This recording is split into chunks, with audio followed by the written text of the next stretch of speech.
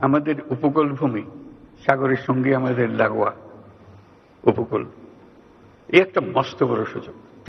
বাংলাদেশকে আটকে রাখার কোনো ক্ষমতা কারো নাই।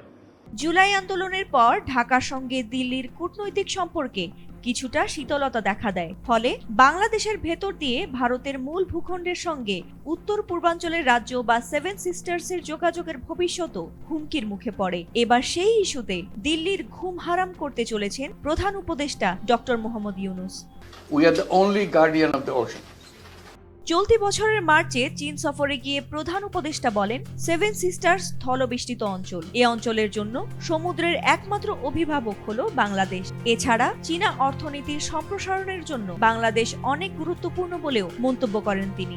ওই মন্তব্যের পরই যেন নড়ে চড়ে বসে ভারত। মূল ভূখণ্ডের সঙ্গে যুক্ত হতে উত্তর পূর্বাঞ্চলীয় রাজ্যগুলোর যেন বাংলাদেশের ওপর নির্ভরশীল হতে না হয়, সেজন্য এবার মেঘালয়ের শিলং থেকে আসামের শিলচর পর্যন্ত 4 লেনের নতুন মহাসড়ক তৈরির পরিকল্পনা হাতে নিয়েছে ভারত, যা 2030 সাল নাগাদ শেষ হবে বলে জানা গেছে।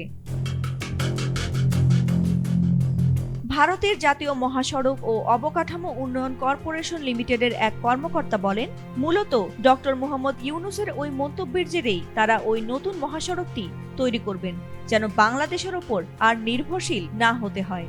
166.8 কিলোমিটার দীর্ঘ এই সড়ক হবে উত্তর পূর্বাঞ্চলীয় রাজ্যের প্রথম দ্রুতগতির মহাসড়ক। তবে এর মাধ্যমে বাংলাদেশের ওপর নির্ভরশীলতা কমালেও মিয়ানমারের ওপর নির্ভরশীল হয়ে পড়বে ভারত। ভারতের ওই কর্মকর্তা বলেছেন, কেবল উত্তর পূর্বাঞ্চলেই নয়, বরং পাহাড়ি ওই অঞ্চলটিতে প্রথম কোনো প্রজেক্ট হবে এটি। শিলং থেকে শিলচরের মহাসড়কটি অনেক গুরুত্বপূর্ণ, কারণ শিলচর মিজোরাম, ত্রিপুরা, মণিপুর এবং আসামের বারাক উপত্যকার প্রবেশদ্বার। এর মাধ্যমে এটি ভারতের ওই অংশের জন্য বিশাল সংযোগে পরিণত হবে।